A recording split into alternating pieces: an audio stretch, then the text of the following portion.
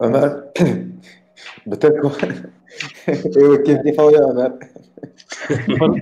فرسكريك والمشكلة مجهي وك كوفاري ديسا باسني كوفارا خب ده كوفارا موسى يا اما خمامه يعني انها برنجي مثلا ودرباس ديجيتال ببيدي د pandemiye da yani proseye pandemiye da medit ko han kovarin kurdiji baweke PDF baweke online hatın veşandın hatta han kovarin çapkri bun yani ev ve kürtari ve kan kovarinden diroka kurdi falan han kovarin kurdiji mesela ve PDF hatın belafkırın falan devra hakikaten zahmeti yani mesela مشكله و پرسکرێکە هەری مەزن یا کۆڤارگەریە کوردیژی وەک هەموو قادن کوردی وەک نوچەگەهانی و مەدیەکاری و کارێندنژی بێگومان ئابووری ینی ئەکۆنۆمی ینی لەورە گرێدای ڕەوشە سیاسیە کوردانە یعنی تو نکارێ ڕەوشە کۆڤارگەریە کوردی ژە ڕەوشە سیاسی ژە ڕەوشە ستەتویە یا کوردی جهێ بفکری هەر تش گرێدایی هەبێ دبرداژی ینی نەها کۆڤارên çapkirê editörên hêjeyên کۆڤارên çapkirî jî baskirin mesele abori nikare xu finanse bike nikare reklam û sponsora bigire divê çarçovê de jî nikare berdewam bike yani nikare baweke istikrar berdewam bike gelek kovar hatin çapkirin hejmarekî di hejmar sê hejmar eliqînî dîn nikarbûn biçûne yani mesela zarema û wêje û rexne kovarên gelekî baş bûn yên teorîk bûn lê piştî maweyekî şûn da nikarbûn berdewam bikirina gelek kovarên wiha jî heye yani mirov dikare li serê xebatan jî bikir li gorî min jî yani yek aboriyê girêdayî wî berdewamiyê ya sêyem li gorî min dîsa müşkileyê standartizasyona zimêne hêj ziman nehatiye standartîzekirin mesela yani bi dehan rêzimanê me henin ez bi xwe wek şexsî mesela ez di gorî Waqfa Mezopotamyayê tev digerim yani di nivîsên xwe da ya jî di xebatên xwe da li gorî rêbera rastnivîsê tev digerim lê belê di vir de jî mesela tu standartizasyonekî tuneyê ev jî li gorê min müşkileyê müşkileyekî din ku ev gelekî mühim e meseleya profesyonelbûnê ev jî girêdayê vê yekê ye mesela mîzanpajê yani tasarımê gelekî mühim e tedî demekî heqeten kovarên Kurdî gelekî xirab bûn yani mîzanpaj û tasarım gelekî xirab bûn lê baş e diwan salên dawî de heqeten mesela kund û psikolojî Kurdî gelekî baş e ziring mesela heqeten ez diacibînim kovarên din jî mesela îdî mîzanpajê wan jî gelekî baş dibin kovarên dîjîtal jî hakeza ji ber ku îdî rekberî û reqabet jî çêdibin bibêne vê dixwazin xweştir çê bikin baweyeke estetîktir tev bigerin em jî wek pop Kurd Tuncay em jî hewleveyekê didin niha meseleya telîfê heye beşdarên hêja jî bas kirin em jî dixwazin mesela mafê telîfê bidin em kovareke dijîtal û bê heqin lê belê em dixwazin kesên ku dosya amadekirin ya jî nivîsên xwe rêkirinin ji bo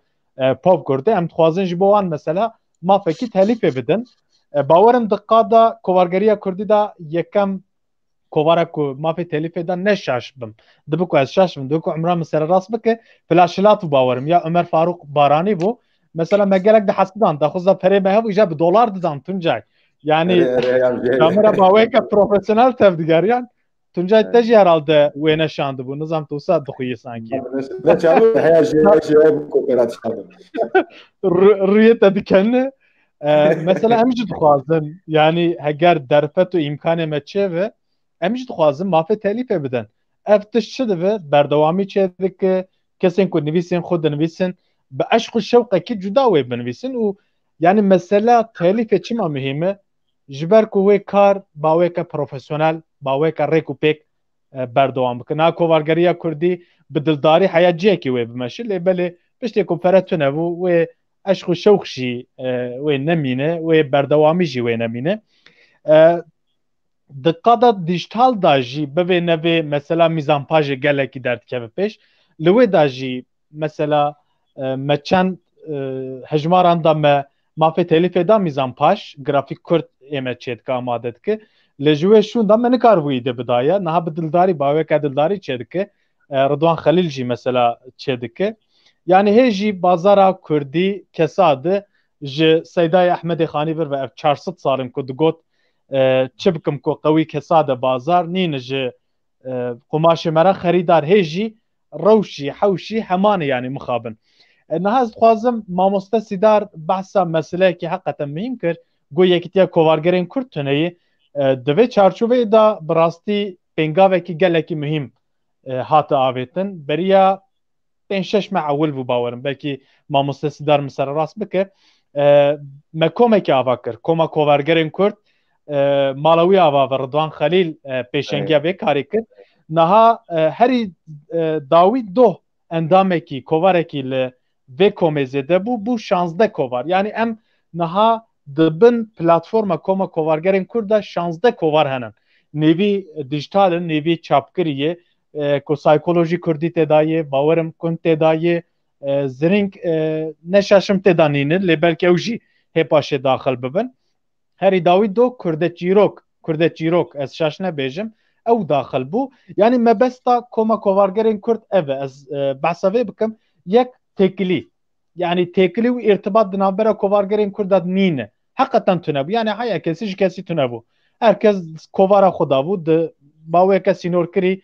çi dikir li gorê xwe tevdiger yan lê bi saya koma kovargerên Kurd ku me li ser WhatsAppê niha me amade kiriye ji ber şert û mercên pandemiyê mixavin rûbirû me hê civînên xwe çê nekiriye lê li ser Zoomê bi saya nimetên dijital em jî istifade dikin me çendîn civîn jî çêkiriye bawerim em ê van roja jî em ê careke din em ê civînê xwe durust bikin ya duyem tuncê em dixwazin mesela reklam û sponsora hel bikin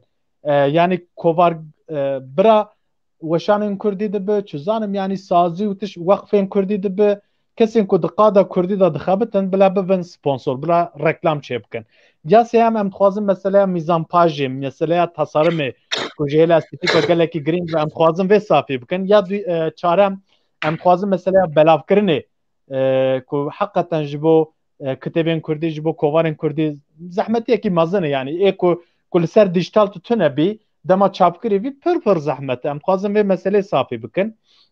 ya pêncem jî em dixwazin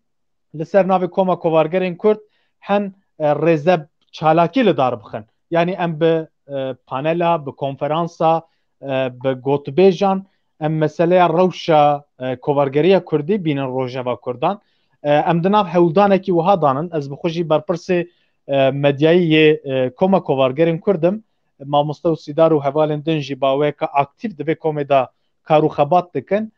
yani bi vî platformê jî bi rastî wê xebatekî gelekî girîng pêk were û li gorî min piştî ku em zêdetir çalak bûn wê kovargeriya Kurdî jî bikeve qonaxeke nû mizgîniya vê yekî jî bidin li vir